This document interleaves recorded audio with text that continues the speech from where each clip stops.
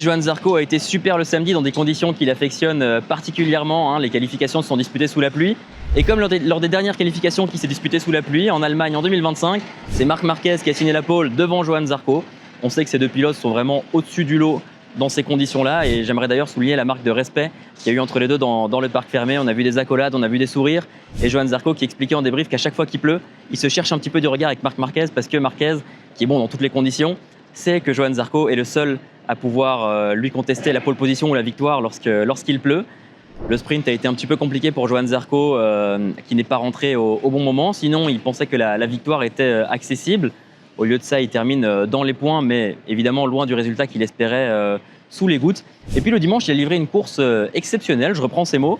Il a passé la majorité de l'épreuve dans le top 5 et puis il a dû subir le retour des pilotes Trackhouse dans les tout derniers tours. Il a vraiment subi beaucoup de dégradations sur son pneu arrière dans les derniers instants de la course. Finalement, il termine 7e, ce qui reste un excellent résultat au guidon de cette Honda, surtout au vu de la performance qu'il a livrée ce dimanche.